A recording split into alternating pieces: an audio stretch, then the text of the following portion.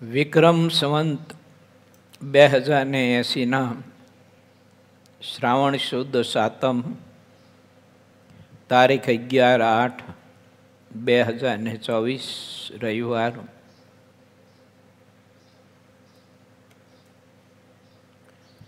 વાલા ભક્તો,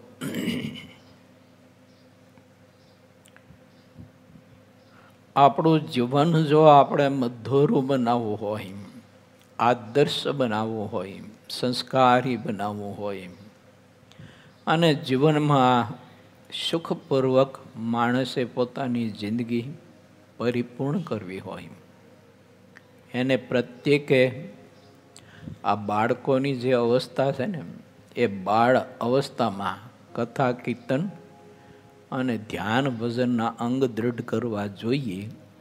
એમ ભગવાન સ્વામિનારાયણે આ બાળકોની અવસ્થા જેટલી અવસ્થાએ આપણે સૌ કોઈને પ્રભુએ આ સદવિચાર આપ્યા છે. જો કે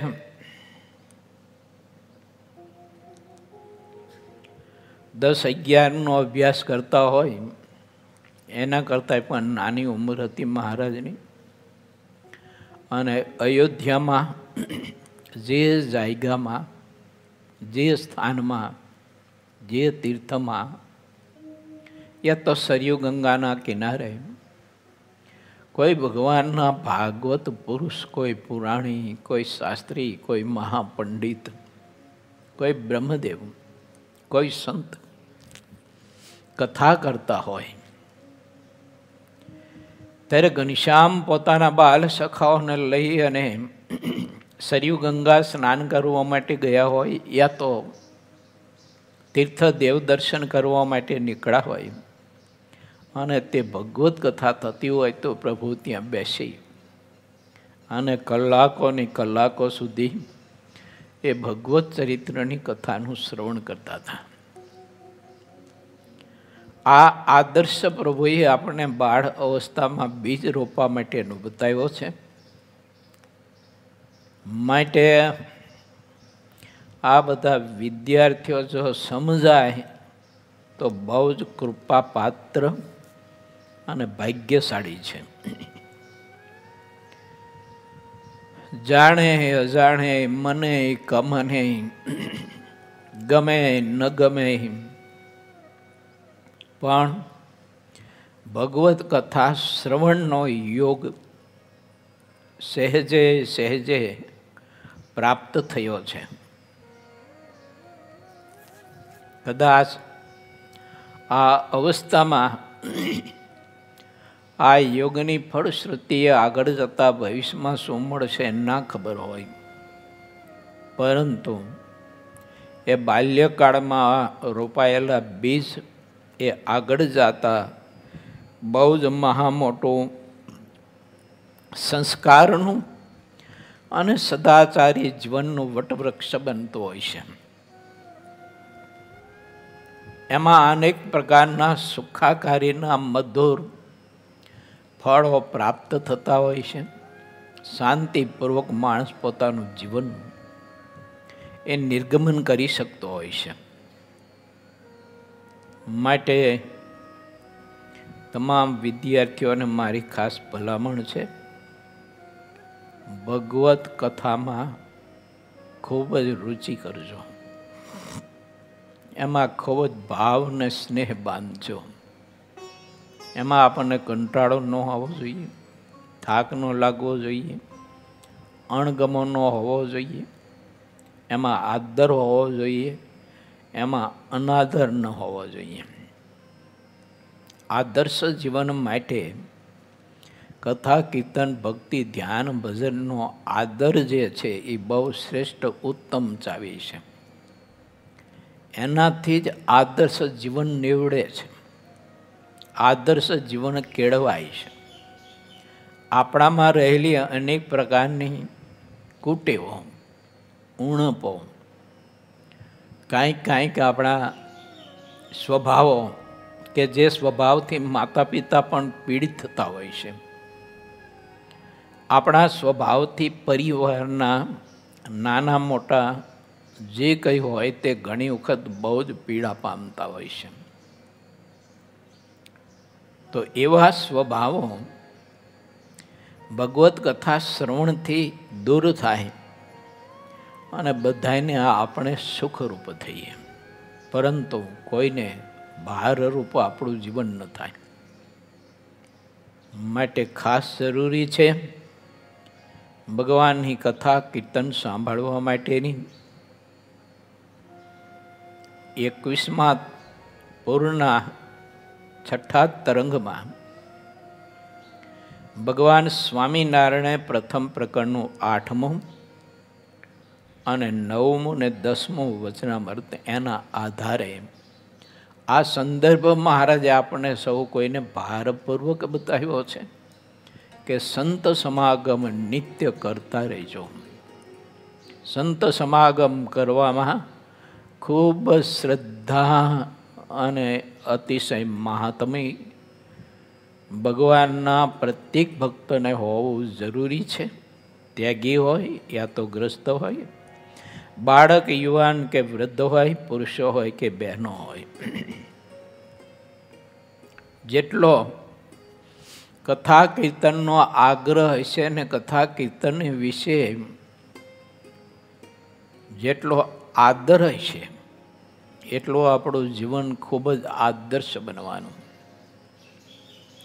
ઘર છોડ્યા પછી, પરિવાર છોડ્યા પછી, દુનિયા છોડ્યા પછી કથા કીર્તનના શ્રવણના અભાવે એનામાં જે કાંઈ આવા સદ્ગુણો જતા હોય તે સદ્ગુણો નથી આવતા. પછી કંઈક પોતાની ઈચ્છાને વશ થઈ અને તે આશ્રમમાં જીવન તો માણસ પૂરું કરતો હોય છે, પરંતુ તે જીવવા પૂરતું જીવતો હોય છે. એના જીવનમાં જીવવાનો કોઈ આનંદ યા તો જીવન જીવવાથી જે પ્રાપ્તિ કરવાની હતી તે પ્રાપ્તિનો અભાવ રહે છે. પરિણામે બીજો જન્મ લેવો પડે છે. એ જન્મે જો કથા કીર્તનમાં પ્રીતિ થઈ તો આત્માનો ઉદ્ધાર થયો, અને બીજા જન્મે જો ન થઈ પ્રીતિ આપણને કથા કીર્તનમાં તો પછી અનેક જન્મ સંસિદ્ધોસ્તતો યાતિમ પરામ ગતિમ, એમ શાસ્ત્રનો મત છે. જો કે ભક્તિના માર્ગે ચાલ્યો છે એટલે અધોગતિને તો ન પામે, પરંતુ જ્યાં સુધી એના સ્વભાવો અને વાસનાઓ નિર્મળ ન થાય અને ભગવાનના સ્વરૂપમાં પ્રધાન પ્રીતિ ન થાય ત્યાં સુધી ઠાકોરજી એને જન્મ તો લેવડાવે. શા માટે? કે એ પોતે પોતાના કર્તૃત્વ ભાવને વશ થઈ અને જીવન જીવો છે. પરમાત્મા આપણું ધાર્યું ત્યાં સુધી નહીં કરે. આપણું ધાર્યું પરમાત્મા ત્યાં સુધી નહીં કરવા દે કે જ્યાં સુધી માણસ પરમાત્માને કરતા હરતા સ્વીકારતો નથી, યા તો સર્વ પરમાત્માનું જ ધાર્યું થાય છે એનો સ્વીકાર નથી કરતો ત્યાં સુધી પરમાત્મા આપણું ધાર્યું નહીં થવા દે. કારણ કે આપણું ધાર્યું જો થશે તો ખબર નહીં કે જીવ કયા પદાર્થમાં, કયા સ્થાનમાં, કઈ વ્યક્તિમાં, ક્યારે કેમાં બંધાઈ જશે અને એનો મોક્ષ બગડશે. એ પરમાત્માને ખબર હોય. હું ને તમે તો જાણી શકતા ન હોય અંતરની ઊંડી ઊંડી ઈચ્છાઓ. એટલે ભગવાન જ્યારે આપણું ધાર્યું ન થવા દે તે દિવસે આપણે સમજવું જોઈએ કે મારા પરમાત્માની મારા ઉપર વધુ ને વધુ કૃપા અને વધુ ને વધુ રાજીપો છે. પણ એ જોઈને દુખાવવું નહીં, એ જોઈને આપણું મુખ કરમાઈ ન જવું જોઈએ, પરંતુ ખીલવું જોઈએ. આપણું ધાર્યું કદાચ પરમાત્મા કરવા દે, પણ પછી એ પ્રાપ્ત થયા પછી કેટલા બંધનો અને કેટલા દુઃખો અને કેટલી ઉપાધિઓ આવનાર હોય એ તો ઠાકોરજી એકલો જાણતો હોય. એટલે પોતાના ભક્તને તે ઉપાધિઓ દુઃખ ન આવે એટલે પ્રભુ બાળક સર્પ પકડવા જાય પણ ઠાકોરજી પકડવા ન દે, કારણ કે પ્રભુને ખબર છે કે આ ડંખ મારશે તો આનું મૃત્યુ થશે. એમ વિષયરૂપી સર્પ, ઈચ્છાઓ રૂપી સર્પ, આ લોકની જે કંઈ ગણાતી હોય તે આપણે પકડવા જઈએ પણ ઠાકોરજી પકડવા ન દે, એટલે ધાર્યું ન થવા દે. અહીંયા આટલી સમજણ જો આપણે રાખીએ તો ભગવાન સ્વામિનારાયણ જે પ્રથમ પ્રકરણના 11મા વચનામૃતમાં બતાવે છે ને કારણ, એનાથી આપણે બચી જઈએ. શું કારણ બતાવે છે એમાં આપણે પ્રવેશ કરીએ. બહુ અદ્ભુત વાત છે. પૂરે 21મો તરંગ 7મો ગઢડા પ્રથમ પ્રકરણનું 11મો અને 12મો ચાલુ વચનામૃત કહ્યું વાસનાનું તથા એકાંતિક ભક્તના લક્ષણનું. માગસર સુધી 14ને દિવસ કૃપાળુ દયાળુ શ્રી હરિકૃષ્ણ મહારાજ દાદા ખાચરના દરબારમાં પલંગ ઉપર વિરાજમાન થયા હતા અને શુદ્ધ શ્વેત વસ્ત્ર પહેર્યા હતા અને સૌને પ્રેમ ભાવથી દર્શન દેતા હતા. અને પોતાના મુખારવિંદની આગળ સૌ સંતો બેઠા હતા તથા દેશ દેશના હરિભક્તો સભામાં બેઠા થકા દર્શન કરતા હતા. ત્યારે હાથ જોડી નમસ્કાર કરીને બ્રહ્માનંદ સ્વામીએ પૂછ્યું છે, બે હાથ જોડીને મસ્તક નમાવીને, કે હે શ્રી હરિ, હે પ્રભુ મહારાજ, વાસનાનું સ્વરૂપ કેવું છે તે બતાવો ને પ્રભુ. અમે તો બધા આત્માઓ નિર્બળ છીએ. વાસના અંદર હોય તો ખરી, પરંતુ તેનું સ્વરૂપ તો અમે પકડી શકતા નથી, જાણી શકતા નથી. અને વાસના રૂપી જ્યાં સુધી અમારામાં ગરી ગયેલો બોરિંગ એને જાણતા નથી, દેખતા નથી, ત્યાં સુધી એને પકડીને બહાર નાખવા માટેની કોઈ વાત આવતી નથી. અને એ અમને સતત ને સતત ડંખ માર્યા કરે છે. તો મહારાજ, એનું સ્વરૂપ બતાવો ને. અમને તેમાં સમજણ પડતી નથી. જેને માના ઉદરમાં રહી અને ગુરુ રામાનંદ સ્વામીને પ્રગટના ગુણ ગાવાનો સંદેશો બતાવ્યો. સારું, એ શરીર આભૂષણોથી જેનું મઢેલું હતું તે બધું જ ઉતારીને એક ભગવી કંથા પહેરી મા બાપને એ વખતે એકને એક દીકરો મહાવિદ્વાન પંડિત અને મહાકવિ સમ્રાટ, એ જમાનામાં આ પુરુષની સામે કોઈ આવી શકતો નહોતો સ્પર્ધા માટે. આખી દુનિયાને દધડાવી નાખે અને આખી દુનિયાને હથ મચાવી નાખે એવું કવિત્વ, એવી તાકાત, એટલી શક્તિ. પશુના પણ સ્વભાવોને એની પીઠ ઉપર હાથ થાબડી અને નષ્ટ કરી નાખે. આબા પુરુષ એમ કહે છે કે મહારાજ, અમને તેમાં કાંઈ સમજણ પડતી નથી. આપણને સમજણ પડતી હશે તો નહીં પડતી ખબર નહીં, પણ આપણાથી કદી આવું નથી બોલાતું કોઈ ભગવાન કે મહાપુરુષ પાસે કે મારામાં અનેક પ્રકારની વાસનાઓ, સ્વભાવો અને અનેક પ્રકારની ઉણપો અને ખામીઓ છે જે મને ખબર નથી પડતી અને મને દુઃખી કરે છે.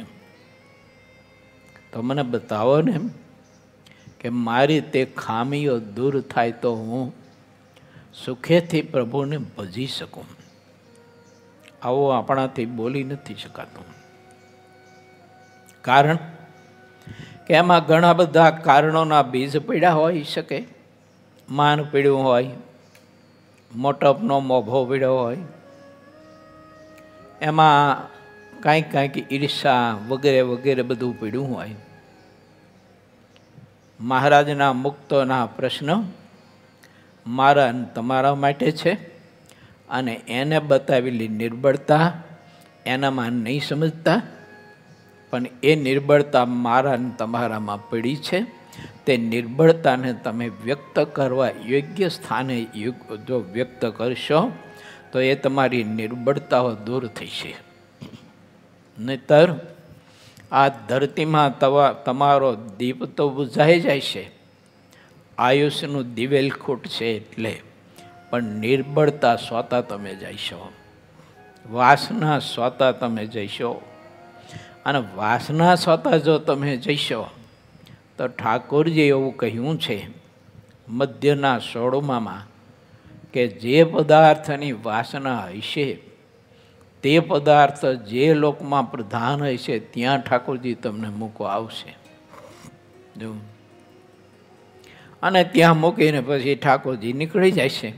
થોડીક કાળને આજ્ઞા કરતા જાય છે કે તું વિષયનું ખંડન કરતો નહીં, આને સારી રીતે વિષય ભોગવવા દેજે. કેમ? તો કે આને મારી મૂર્તિના સુખ સિવાય હજી વિષય વાસના ભોગવવાની આને બહુ ઈચ્છા છે, બધા પદાર્થોની બહુ લાલચ છે આને. એમ કરીને ઠાકોરજી તો વયા જાય છે. પછી તે સ્થાનમાં યુગોના યુગોને કલ્પોને કાળના કાળ સુધી એ જીવ વિષય ભોગવશે, થાકશે. પછી પાછો આ લોકમાં આવશે, મનુષ્ય થાય છે. અને એ મનુષ્ય થયા પછી પણ જો શુદ્ધ નિર્વાસિક ન થયો તો વળી પાછું જે ઈચ્છા હોય તે લોકમાં પાછું ફરવાનું તો ખરું જ. એમ માટે આપણે વિચારીએ કે આપણને સમજણ પડે છે કે નથી પડતી. પરંતુ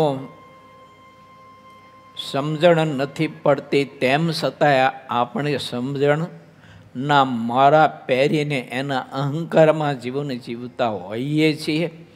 એમાં પરમાત્માએ કિંમતીમાં કિંમતી આપેલો આપણને સમય તે મારા ને તમારા માટે સમય બહુ બગડે છે, ખોટ બહુ જાય છે એમાં. એટલે બ્રહ્માનંદ સ્વામીએ આપણને જગાડે છે કે અયલા, જેને ધ્યાન વગર અમે દેખીએ છીએ જે તત્વને, ધ્યાન વગર અખંડ એમાં ચિત્ત મારું રમણ કરતું રહે છે, તોય અમે હિંમત કરીને પ્રભુ પાસે આ અમારા હૃદયની જે કંઈ છે ભાવનાઓ કે ઉર્મિઓ કે ખામીઓ તે રજૂ કરીએ છીએ. તો તમે અલા કરજો, તો તમારામાં રહેલું આ બધું દૂર થશે. કોકની મદદ માગજો. ઘરમાં બહુ અતિ ગંદકી હોય ને કચરો હોય અને અતિ ગંદુ થઈ ગયું હોય, યા તો ખેતરમાં ખરેખરો વરસાદ બહુ જ એલી જામી હોય અને ખડ ખરેખરું જામી ગયું હોય અને મોલને ઢાંકી દીધો હોય, તો કોઈની મદદ એના નિંદામણ કરવા માટે લેજો. એમ નહીં તો તમે એકલા જઈશો ને તો ખેતરના શેઢે જઈ અને જામેલું ખડ જોઈ અને સ્વાર્યાનો હાથો બગલમાં નાખીને પગની આંટી દઈને ઊભા રહેશે હોશિયારા થઈને કે હારું હાથે કેદી ચોખ્ખું થાય આવડું મોટું 100-200 વીઘાનું ખેતર અને આટલું બધું જામી ગયું છે ઘાસ ખડ તારું કે દિવસે હું આ બધું ચોખ્ખું કરી દઈશ. પરંતુ 5 પછી કે 50 હો કોઈ આદમીઓ હોય અને એનું નિંદામણ કરવા માટે જો એની મદદ લે તો માણસ હિંમતમાં આવી જાય, વાંધો નથી કે આટલા બધા છે એટલે કરી દઈશું આપણે સાફ બધું. એમ ભગવાનના મહાપુરુષ એક જ સંત હોય ને, એક જ સંત તો એ હજારો મજૂર કરતાં કાફી છે, હજારો મજૂર કરતાં પણ શ્રેષ્ઠ છે. કે આપણું હૃદયરૂપી ક્ષેત્ર એટલે ખેતર જે અનેક પ્રકારના આવા કુસંસ્કારોથી કુવિચારોથી બેરાઈ ગયું હોય, જામી ગયું હોય એમાં, તો એક જ સત્પુરુષનો આશ્રય કાફી છે કે એ બધું જ આપણે આખું ક્ષેત્રફળ આપણું સાફ કરી દે. કેમ? તો એનામાં પરમાત્માએ આપેલું સામર્થ્યનું બીજ પડ્યું છે એવું બળવાન. એનામાં પરમાત્મા નખ શિખા પર્યંત રહેલો છે. માટે એ સંત મને તમને જો મદદ કરે તો શુદ્ધ થઈ જાય આત્મા તરત જ, પણ મદદ માગે તો મદદ કરે. એટલે બ્રહ્માનંદ સ્વામીએ કહ્યું છે કે મહારાજ વાસનાનું શું સ્વરૂપ છે ને એ કંઈ અમને સમજણ પડતી નથી દયાળુ, તો તમે પ્રભુ કૃપા કરો ને.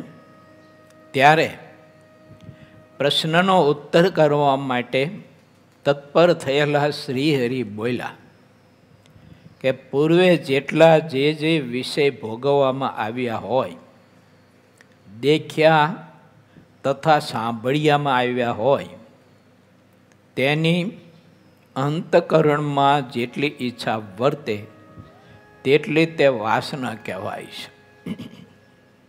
પૂર્વે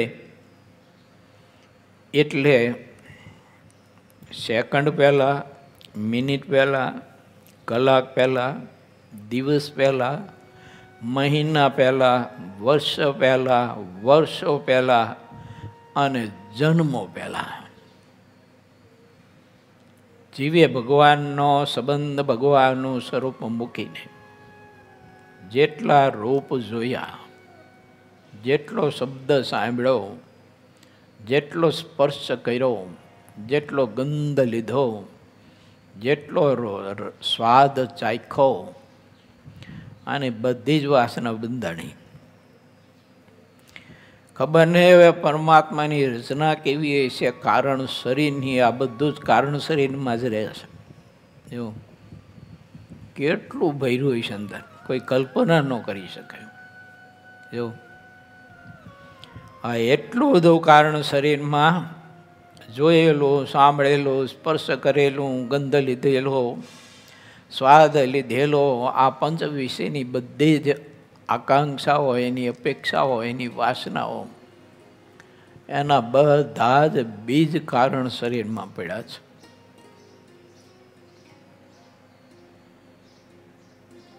બીજું ભગવાન કહે છે કે જે વિષય ભોગવવામાં ન આવ્યા હોય છતાં અંતરમાં તેની ઈચ્છા રહેતી હોય તો તેને પણ વાસના કહેવાય છે. એવી કેટલીક વાતને આ રીતે સમજી લેવી જોઈએ. ભગવાનના સંબંધ વિનાની મનમાં જેટલી ઈચ્છા રહે છે તે બધી જ પણ વાસના કહેવાય છે. આ વાસનાનું સ્વરૂપ છે સ્વામી. પરમાત્મા સિવાય, પ્રભુની મૂર્તિના સુખ સિવાય બીજા સુખોની જેટલી ઈચ્છાઓ આપણને રહે છે તે બધી જ વાસનાઓ છે. એમાં કોઈ શુભ, એમાં કોઈ અશુભ, એમાં કોઈ રાજસી, એમાં કોઈ તામસી, એમાં કોઈ સાત્વિક વગેરે વગેરે. પણ ઘણી પ્રકારની વાસનાઓ છે, એટલે જીવ સતત ને સતત પીડિત રહે છે. હવે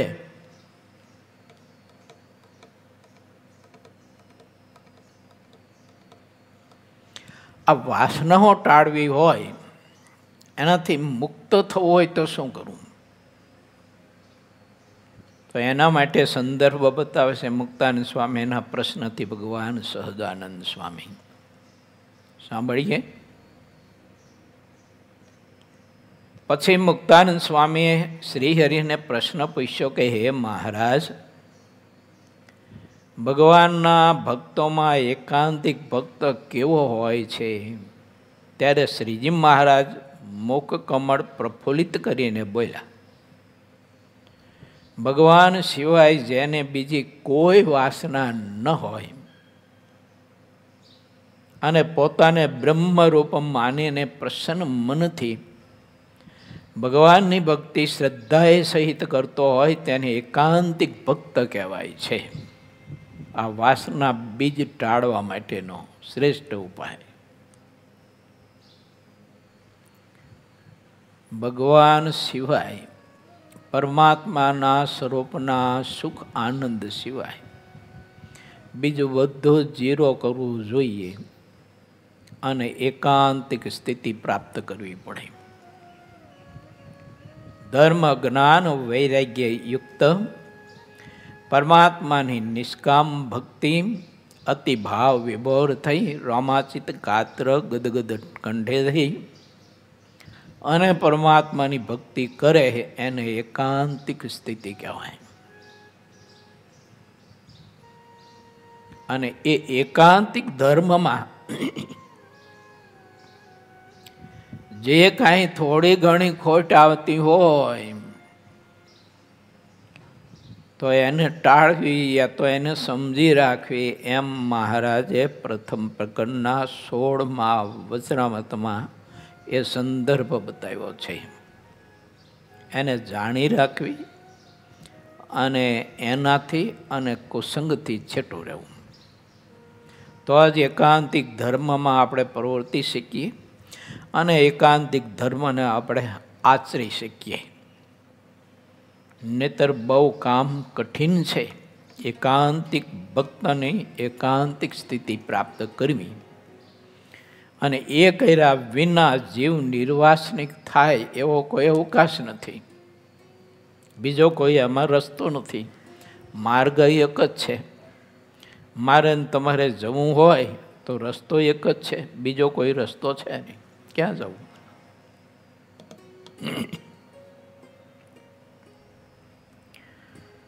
મહારાજે એમ કહે છે કે ભગવાન સિવાય બીજું કશું તમે ઈચ્છા કરશો નહીં, ઈચ્છશો નહીં.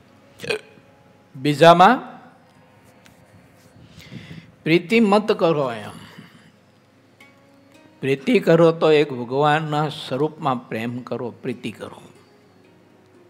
અને બાકીનું જે બધું જે કંઈ છે તે તો આવશ્યકતા પૂરતો આ ધરતી ઉપર જ્યારે મનુષ્યનું શરીર છે અને વ્યવહારો છે એ બધાયમાં કરવું, પણ જરૂર પૂરતું શાસ્ત્રની મર્યાદાનું ઉલ્લંઘન કરીને નહીં.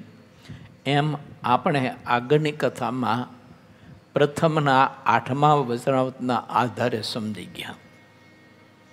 મહારાજે એમાં સ્પષ્ટ બતાવ્યું, શાસ્ત્રની મર્યાદાનું ઉલ્લંઘન કરીને વિષય ન ભોગવવા તો વાસના ન બંધાય. આ બધી વાસનાઓ જે બંધાય છે ને, જીવના કારણ શરીરમાં જે વાસનાઓ અતિશય બધી ભેળી થાય છે ને, જીવને અતિ પીડા આપ્યા કરે છે રાત્રિ દિવસ. કારણ કે અમુક અમુક વિષયોના સંકલ્પ જીવને એવા થતા હોય છે કે તે વિષયો કોઈ દિવસ એને એ જિંદગીમાં અને એ દેહ વડે કરીને મળનાર જ નથી. એમ ચાહે એટલો પ્રયત્ન કરે તો તે વિશે એને મળનાર છે જ નહીં. અને તેમ છતાં એ પ્રયત્ન કરે છે. જો ભાગવતમાં કથાઓ આવી ઘણી બધી છે. ઇન્દ્ર મહારાજાએ ગૌતમ ઋષિના પત્ની અહલ્યાની ઈચ્છા કરી. હવે જેમ મળનાર નથી અને મેળવવા જો પ્રયત્ન કરે તો એમાં કેટલો બધો દુઃખી જેવું થાય છે. આ ભગવાન વ્યાસજીની કલમે બતાવ્યું છે. તો સ્વર્ગમાંથી ઇન્દ્રપુરીમાંથી એ મહર્ષિ ગૌતમજીના આશ્રમમાં એ ગૌતમ ઋષિનું સ્વરૂપ લઈ અને ઇન્દ્ર મહારાજ આવે છે. સામર્થ્ય કેવું, ચાહે તે રૂપ લઈ શકે, પણ અંદર કારણ શરીરમાં જે બીજ છે ઈચ્છાઓનું, એ ઈચ્છાના બીજને બાળી નથી શકાતું. આટલું સામર્થ્ય હોવા છતાંય બહુ ઘણી બધી કથાઓ છે. અને પછી ઇન્દ્ર મહારાજા જે દુઃખી થયા છે એની પણ કથા છે. દેવતાના 1000 વર્ષ સુધી ઇન્દ્ર મહારાજાને માન સરોવરના કમળના તંતુમાં એ ભૂગર્ભમાં રહેવું પડ્યું. આવી કથા છે.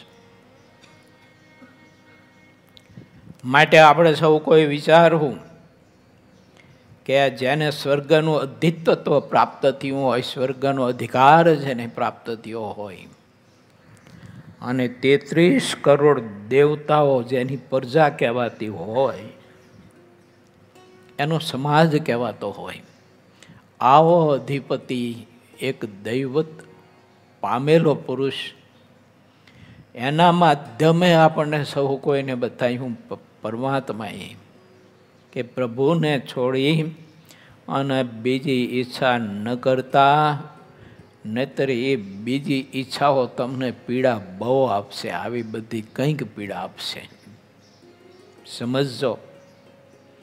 માટે એકાંતિક ભક્ત થાવ, ધર્મમાં પ્રીતિ કરો, નિષ્ઠા કરો, જ્ઞાન સારું એવું મહાપુરુષો પાસેથી પ્રાપ્ત કરો કે જે જ્ઞાન આપણને આવી જે કંઈ અંદરની બદીઓ છે તે દૂર કરવામાં કામ આવે એવું જ્ઞાન પ્રાપ્ત કરજો. લક્ષ્યાર્થ, વાચ્યાર્થ નહીં.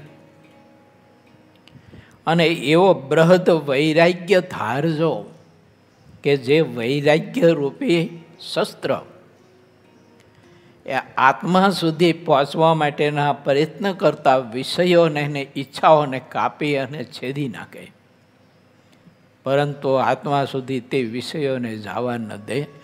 ઇન્દ્રિયો ગમે તેટલો પ્રલોભન બતાવે આત્માને, તેમ છતાંય તે વિષયોને તે બૃહદ વૈરાગ્ય રૂપી શસ્ત્રથી એને છેદી નાખે. આત્મા એનાથી વિરક્ત રહી શકે છે. માટે એવો વૈરાગ્ય મહારાજ કે ધારજો, અને ખામી જો હોય તો એવા બૃહદ વૈરાગ્ય વાળા પુરુષની સેવા સમાગમે કરીને તે ખામીને ટાળજો. એમ પ્રથમ પ્રકરણના 19મા વચનામૃતમાં બતાવ્યું છે મહારાજે. આત્મનિષ્ઠા, સ્વધર્મ, વૈરાગ્ય અને પ્રીતિ, આ 4 સાધન મહારાજ કે સિદ્ધ કરવા. કેમ તો કે એકાદબીજાને અપેક્ષા છે. ચાલો હવે વૈરાગ્ય ઉદય થાય, જગતમાંથી આપણને પ્રીતિ તૂટી જાય, અને આ બ્રહ્માંડ અને જગત, આ શરીર છે એ પણ એક બ્રહ્માંડ જ છે. તો એમાંથી આપણે વૈરાગ્ય થાય અને પ્રભુમાં પ્રીતિ થાય. એના માટેના બહુ જ અદ્ભુત વિચારો તત્વજ્ઞાનના માધ્યમથી ભગવાન સ્વામિનારાયણે પ્રથમ પ્રકરણના 12મા વચનામૃતમાં આપ્યા છે. એમાં આપણે પ્રવેશ કરીએ. વચનામૃત ગરડા પ્રથમ પ્રકરણનું 12મું, તત્વોની ઉત્પત્તિ તથા તેના લક્ષણો. આ જગત, એના તત્વો, પંચભૂત, એના બધા જ કારણો, એનું જે કંઈ કારણ છે, એની પ્રવૃત્તિઓ છે વગેરે વગેરે ભગવાન સ્વામિનારાયણે બહુ જ વિસ્તારથી પ્રથમના 12માં બતાવ્યું છે. એ 12મું વચનામૃત જો યથાર્થ એના સંદર્ભમાં સમજવા માટેનો આત્મા પ્રયત્ન કરે તો એને બીજા બધા વચનામૃતનો અર્થ સમજવા માટે બહુ સુગમતા પડે. આવો સરસ મજાનું મહારાજે આપણને અમૃત પીરસ્યું છે.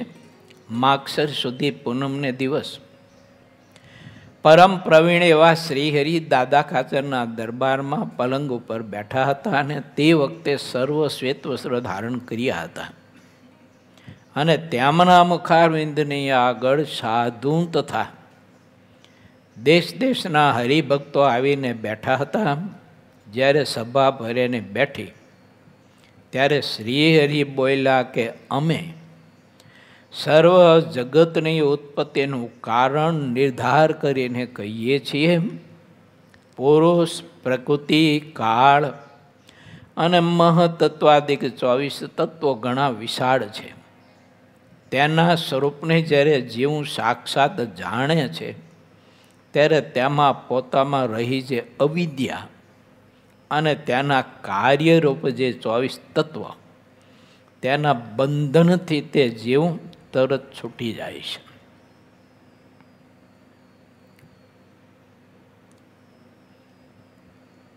મહાપુરુષથી લઈને મહામાયા, પ્રકૃતિ પુરુષ, પ્રધાન તત્વો, વિરાટ તત્વો, બ્રહ્માદિક સૃષ્ટિ, મર્ત્યાદિક સૃષ્ટિ, આ બધી જ સૃષ્ટિ બહુ જ અતિ પ્રકાશવાન છે. અતિ પ્રકાશવાન છે. તેમ છતાંય એનું કાળ ભક્ષણ કરી જાય છે. તો આટલી બધી શક્તિ, એકથી અધિક શક્તિ, એને કાળ જો પોતાના પ્રભાવમાં સંકેલી લેતો હોય તો મારી તમારી શું વાત કરવી? આપણે આટલું જો વિચારે ને તો આ દેહમાંથી વૈરાગ થઈ જાય કે વિરાટ તત્વ આટલું કે જેની નાભીમાંથી અને એની નાભીના નાળચામાંથી બ્રહ્માનું પ્રાગટ્ય થતું હોય અને એની નાભીના નાળચાનો અંત લેવા એ બ્રહ્માજી પોતાના 100 વર્ષ સુધી ચાલતા હોય તોય તેનો અંત ન આવતો હોય એવું રૂપક છે. મનાય ન મનાય પછીની વાત છે. યા તો આ રૂપકનો સંદર્ભ શું છે એ મોટા અનુભવી સત્પુરુષ પાસેથી જાણવો જોઈએ તો ખ્યાલ આવે. જેની નાભી એટલે ડૂટી, એ ડૂટીનું જે નાળચું એમાં બ્રહ્મા 100 વર્ષ ચાલ્યા તો એનો અંત ન આવ્યો, એનો છેડો જ ન આવ્યો. અરે આ ગુફા કેવડી છે? આમ મોટો ગુફા જેવું લાગે ને, તો ભોંગરું તો મોટું, અંત જ ન આવ્યો એનો. થાય કાતે ત્યાં બેહી ક્યાં તપ કર્યું. જો પછી ભગવાન પ્રસન્ન થયા, બ્રહ્માજીને કે માગો. તો બ્રહ્માજી કે હવે મારા બાપે મને પ્રગટ કર્યો છે અને મને માનવ સૃષ્ટિની રચના કરવા માટેની આજ્ઞા કરી છે, પણ એ માનવ સૃષ્ટિની રચના કેવી રીતે, એ પૂતળા કેવી રીતે બનાવવા, એ તો નોલેજ છે નહીં મારી પાસે પાછું. એમ તો એ પૂતળા કરવા કેવી રીતે, એમ એ તો કોઈ નોલેજ નથી મારી પાસે. તો ભગવાન કે એમ કરો, ફરીને તપમાં બેસો. તે બ્રહ્માજી ફરીને તપમાં બેઠા, એના 100 વર્ષ સુધી તપ કર્યું. પાછું ઓલો 100 વર્ષ તપ કર્યું, આ 100 વર્ષ તપ કર્યું, એના 200 વર્ષ ત્યાં બ્રહ્માજીના. તે બ્રહ્માજીના એક દિવસ ને એક રાત્રિમાં આપણા 8 અબજ ને 64 કરોડ વર્ષ આપણા વયા જાય છે દિવસ રાત્રિમાં. તો એવા 30 દિવસનો મહિનો, એવા 12 મહિનાનું 1 વર્ષ, એવા 100 વર્ષ. એવા 200 વર્ષ તપ કર્યું. ભગવાન પ્રસન્ન થયા. બ્રહ્માજીને કેમ માગો, ત્યારે બ્રહ્માજી વરી પાછું એ જ માગ્યું, માનવ સૃષ્ટિનો વિકાસ હું કરી શકું એવું મારા બાપાએ મને કામ આપ્યું છે કેમ. અને મારા બાપાનું કામ ન કરું તો એ મને ભઠે, એ ખીજાય, મને વઢે. તો પ્રભુ તમે કંઈક કૃપા કરો ને.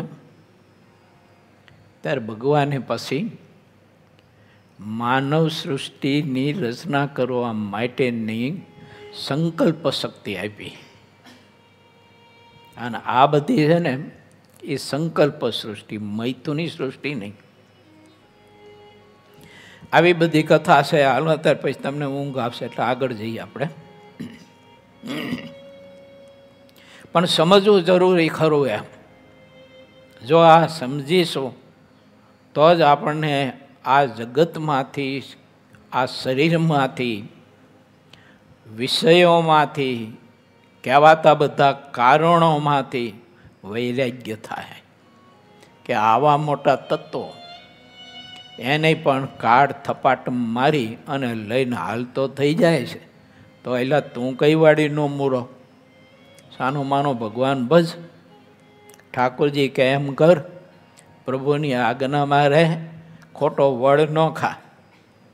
કાંઈક તેવડને વેત ન હોય તો શું વડ ખાઈશ? તો ઘણા બધા છોકરા છે ને કંઈ તેવડ ન હોય તો વડ બહુ ખાતા હોય. કોઈ છોકરો તમાચો મારે ને પછી ઓલો ઊભો ઊભો એવો વડ ખાતો હોય, મારી નાખું, કાપી નાખું, દિલ્હીનો દરવાજો દેખાડી દઉં. કોઈ 2 જણા પકડી રાખે ઓલાને, હવે જવા દે ને, અરે મૂકી દો મને, કે મૂકી દો, કે સાહીની ચામડી ન ઉતારી નાખું તો મૂછ મુંડાઈ નાખું. કે પછી ઓલા મૂકી દે એટલે ઓલા પાસે જઈને ઊભો રહે, હવે બીજો લાફો મારી લે. કે એવું બીજો લાફો મારી જોઈ કે એમ કરીને ગરીબ ગાય જેવો થઈને ઊભો રહે. ખોટા વડ ખાતા હોય છે જીવ, એને ખબર નથી કે ભલા માણસ તારામાં શું સામર્થ્ય, શક્તિ કે બળ છે. આવા બળવાન પુરુષો, આ બધા જ તત્વો, આ બ્રહ્માંડના સર્જક તત્વો, બધા પોષક તત્વો એટલા બળવાન. માટે આપણે વિચાર કરીએ કે એવા બળવાનને પણ માયા પોતાના પ્રભાવમાં જો લઈ કરી દેતી હોય તો પછી એની પાસે હું ને તમે તો શું આપણે હવે એની પાસે કહેવાય એમ.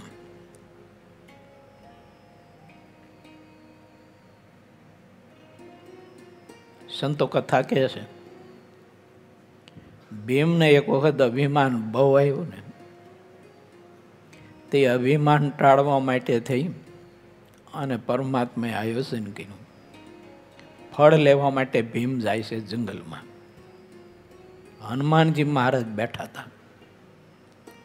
હનુમાનજી મહારાજ બેઠા હતા એટલે હનુમાનજી મહારાજનો પૂંછ તો બહુ મોટો ને વજનદાર. એટલે ઓલા ભીમે કહીએ કે બંદર એક બાજુ ખસ, રસ્તો રોકીને ઊભો બેઠો છું. પણ હનુમાનજી મહારાજ તો પ્રભુની ભક્તિમાં મસ્ત હતા. એને કહે આ કે અવાજ બવાજ કે સંભળાણો નહીં. એટલે પછી ભીમનો પિત્તો ગયો, સંભળાય છે કે નથી સંભળાતો? એક બાજુ ખાસ હમણાં પૂંછડું પકડીને આકાશમાં ગોફણની જેમ ઘુમાવીને ઠેઠ સમુદ્રમાં નાખી દઈશ. તો એ હનુમાનજી મહારાજ તો સ્થિર ચિત્તે પ્રભુનું ભજન જપ કરતા હતા. ભીમ ખીજાયો અને ક્રોધમાં આવીને પછી હનુમાનજી મહારાજનું પૂંછડું પકડવાઈ ગયો. અને આ પૂંછડું પકડીને બળ કરે તે ઊંચું જ ન થાય જરાય. જો એટલું બધું બળ કરે, એટલું બધું આમ દાંત કસકસાવીને બળ કરે, પણ પૂંછડું જરાય ઊંચું ન થાય. આવો પ્રસંગ ઘણા બધા સંતો કહેતા હોય છે. વાત છે આ રૂપકની એ કે આપણા અહમને ઓગાળવા માટે ઘણી વખત છે ને શેર ઉપર સવા શેર હોય છે. અને શ્રીજી મહારાજે વચનામૃતમાં બહુ સ્પષ્ટ બતાવ્યું છે કે અભિમાની પુરુષનું અભિમાન પરમાત્મા કોઈના માધ્યમે સારી રીતે એનો અભિમાનનો નાશ કરે છે. એટલે સંતોએ કહ્યું છે, મત કીજે અભિમાન મનવા મત કીજે અભિમાન. બહુ મજાની કથા છે.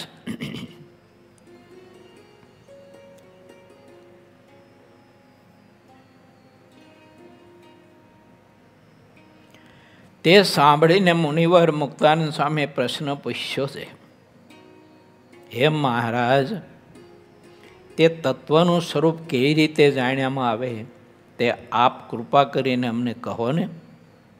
ત્યારે બધી વાતને જાણનારા શ્રીહરિ બોલ્યા, તેમનું સ્વરૂપ જે રીતનું છે તે તો તેના લક્ષણને જાણવાથી જણાઈ આવે છે. હવે તે વાત કહું છું. જે પુરુષ છે તે પ્રકૃતિના નિયંતા છે, પ્રકૃતિથી વિજાતીય છે, વળી અખંડ અનાદિ અનંત સ્વયં સ્વરૂપ, સત્ય સ્વરૂપ અને સ્વયં પ્રકાશ કહેવાય છે. અને સર્વજ્ઞ દિવ્ય વિગ્રહવાળા તથા સમગ્ર આકાર માત્રની પ્રવૃત્તિનું કારણે ક્ષેત્રજ્ઞ એવા જ પુરુષ છે. જે પ્રકૃતિ છે તે ત્રિગુણાત્મક અને જડચિદાત્મક છે, તે નિત્ય અને નિર્વિશેષ કહેવાય છે. અને મહતત્વ આદિક સર્વ તત્વ તથા જીવમાત્રનું ક્ષેત્ર તથા ભગવાનની શક્તિ છે. ગુણ સામ્ય અને નિર્વિશેષ એવી જે માયા, તે માયાનો જે ક્ષોભ કરે છે તેને કાળ કહીએ છીએ. તે હવે તે મહતત્વ આદિક તત્વના લક્ષણ કહીએ છીએ. હવે ઘડીક છે ને નેત્રો વીંચી અને મનમાં સમજો, જાણી લેજો કે હવે ઇંગ્લિશમાં સમાચાર શરૂ થયા છે. ગુજરાતી પૂરું થયું અને ઇંગ્લિશમાં સમાચાર ચાલુ થયા છે. એટલે ઘડીભર ખમી ખાઈજો, ધીરજતા થોડીક રાખજો. ચિત્ત તથા મહત્વને અભિન્ન એક જાણવા. તે મહતત્વમાં બધું જગત સૂક્ષ્મ રૂપે રહ્યું છે. તે મહતત્વ સ્વયં નિર્વિકાર છે, પ્રકાશમાન છે, સ્વચ્છ છે, શુદ્ધ છે, સત્વમય અને શાંત રહ્યું છે. હવે અહંકારનું લક્ષણ કહીએ છીએ. તે અહંકાર કેવો છે? તો તે અહંકાર ત્રિગુણાત્મક છે. ભૂત, તન્માત્રા, ઇન્દ્રિયો, અંધકરણ, તેના દેવતાઓ અને પ્રાણ, તે બધાની ઉત્પત્તિનું કારણ છે. તેમાં શાંતપણું, ઘોરપણું અને વિમૂઢપણું રહ્યું છે. હવે મનનું લક્ષણ જેવું છે તે કહું છું. જે મન છે તે સ્ત્રી આદિક પદાર્થની કામનાઓની ઉત્પત્તિનું ક્ષેત્ર છે. સંકલ્પ વિકલ્પ રૂપ કહેવાય છે ને તે મનને બધી જ ઇન્દ્રિયોના નિયંતાપણે કરીને કહ્યું છે. હવે બુદ્ધિનું લક્ષણ જેવું છે તેવું કહું છું કે બુદ્ધિમાં બધા પદાર્થોનું જ્ઞાન રહ્યું છે અને બધી ઇન્દ્રિયોમાં જે વિશેષ જ્ઞાન છે તે બુદ્ધિ કરીને આવતું હોય તેમ દેખાય છે. તે બુદ્ધિમાં સંશય, નિશ્ચય, નિંદ્રા અને સ્મૃતિ રહી છે. હવે ક્ષોત્ર, ચામડી, આંખ, રસના, નાસિકા, વાણી, હાથ, પગ, ગુદા અને શિશ્ન આ 10 ઇન્દ્રિયો કહેવાય છે. તેના લક્ષણ એ છે જે પોતપોતાના વિષયમાં પ્રવર્તવું. હવે પંચ તન્વાંતરાના ભિન્ન ભિન્ન લક્ષણ કહું છું. પ્રથમ શબ્દનું લક્ષણ જેવું છે તેવું કહું છું.